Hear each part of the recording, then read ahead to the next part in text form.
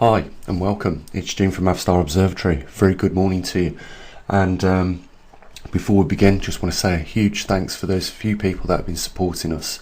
Only a very small amount of people that subscribe to this channel actually put forward a bit of support to keep going what we're doing here.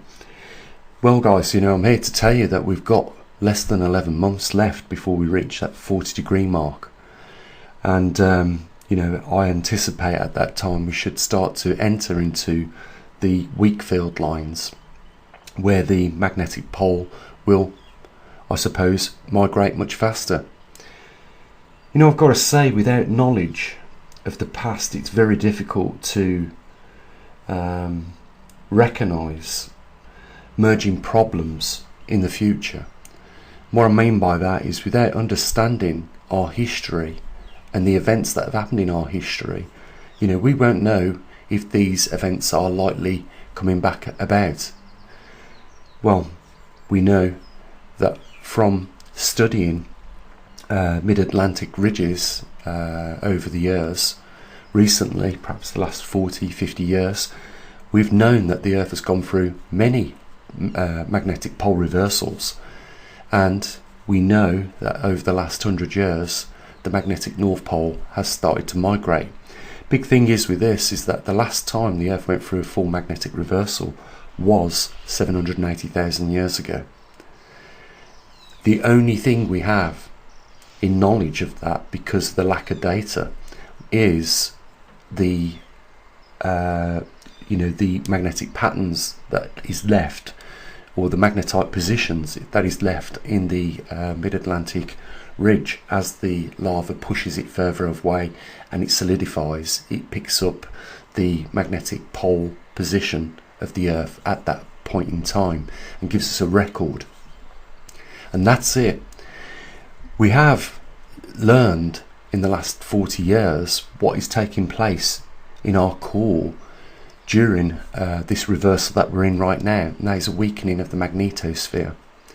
And when we hear major organisations come out and say that there will not be nothing to worry about during this next reversal other than the compass moving and us having to relocate, or identify these numbers at the end of runways, that other than that there is nothing to worry about. But that is so far from the truth, because we know that the magnetosphere is a fundamental aspect of the magneto within the Earth. And if the Earth's going through a magnetic reversal, then there's something affecting that magneto that generates our magnetosphere. This is a big issue that should be more widely known. Unfortunately, 98.9% of the Earth's population are completely unaware of what to expect. It is that magnetosphere which has weakened over the last 100 years by 20%, so we're at 80% efficiency of our protective field. It's that field that protects us from all the harmful cosmic radiation, not just from outside our solar system, outside our galaxy, but also from our sun.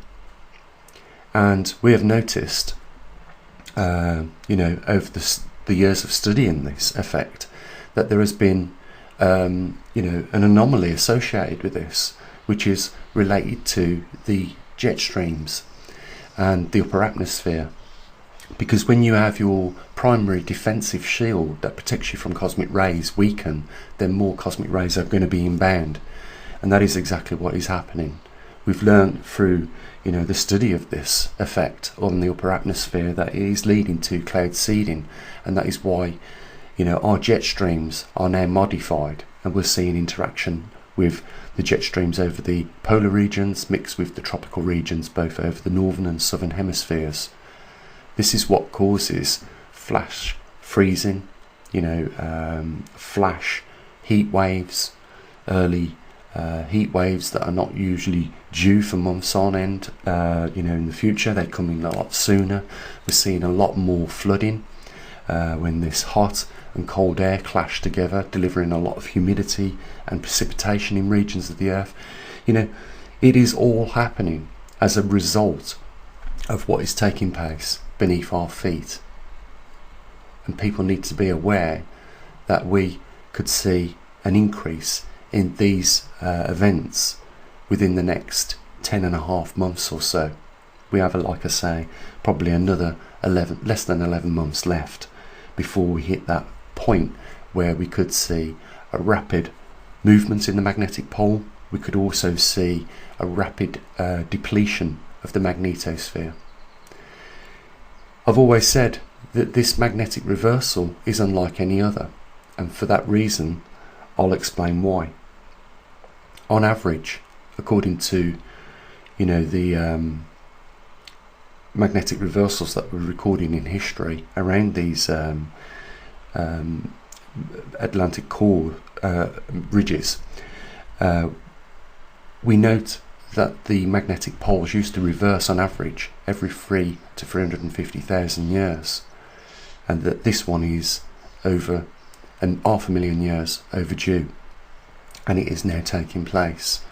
A big question for me is, why did it take an extra 500 million years above average to do this? Is something else happening in our core which similarly took place on Mars? Because Mars, if you've been following me, you will know now, had a magnetosphere and had magnetic poles. It had, for them reasons, an active core. Is our core slowing down?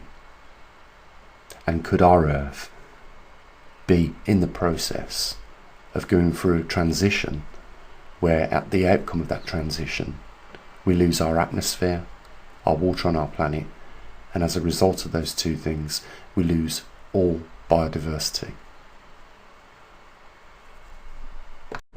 It's not just a question of how much modification is taking place with regards to our jet streams.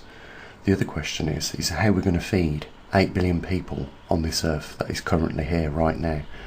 At this point in time, there has never been such a population on the earth. And what we're looking at here is the total land available on earth, and it really brings it home how much of that land that we've got is actually in use for food production. And if the jet streams continue to cause crop destruction, and we're only got a small amount of land to produce food, then you can see that we have the writing on the wall. We're going to see, if not millions, billions of people in the coming years starve on this planet. At the beginning of the video, I mentioned something. Without the knowledge of the past, you will not be able to recognise the emerging problems of the future. Not a lot of work has been conducted in the field of geomagnetics, and there is the failing to realise the actual past events and what they lead to. We're walking into the dark right now, and those are just the problems related to one anomaly that is taking place. We have another two, and the second one is this. We're 6,000 years into a returning glacial period. 12,000 to 15,000 years ago we came out of the last glacial period, and that is when life on Earth with regards to human beings really expanded, and that's where we are today with 8 billion people. But the point is, we are going back into a glacial period, and what this does is shut the arable land off, and that means also shutting down the agricultural food production industry. We are walking into disaster after disaster. We are starting to see early signs of glacial rebound in the Arctic and Antarctic, and those people that are worrying about the glacials melting in the Himalayas, you've just got to be a little bit more patient, because they will begin to rebound. And then on top of those two anomalies, we've got this third anomaly, the grand solar minimum. This allows more cosmic radiation into our solar system, and in turn through our magnetosphere that is weakening. Not only that, but crops, anything that grows on this planet relies on solar radiance, and if that is reducing, then the ability for crops to grow also will slow down. This is how our planet looks as we are doing this video right now, and we're looking at the jet streams over the polar region and the subtropical region intertwining with each other, and as I said we was going to see more of, we are looking at also subtropical interactions over the equatorial region. This is a new phenomenon. I ask the question, how are we going to get through this? How is the global population going to get through this? And if we don't learn from our past history on this planet, how will we know when the coming disasters are approaching? How will we know these anomalies could lead to catastrophic life loss across not just human beings on the planet, but all biodiversity? There has never been a point in time where more needs to be done than what we are right at now. You know, we have that many distractions that take our minds away from the real issues, the things that we should all be building up to, you know, and doing something about. I'm talking about the Ukrainian war, you know, the global economic slowdown,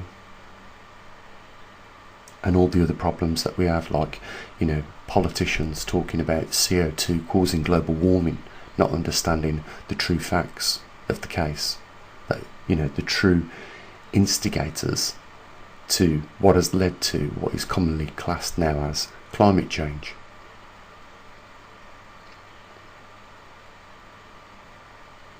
We need to do more. Guys, I hope I've given you a bit of food for thought in this video, and I just want to say a big thanks to those that support us, and if anyone would like to help us here do what we do at the observatory, there's a link down there in the description. It would be great to see some support for this, because the implications we face are the same no matter where you are on this earth. We will all be affected by this. As always, bye for now.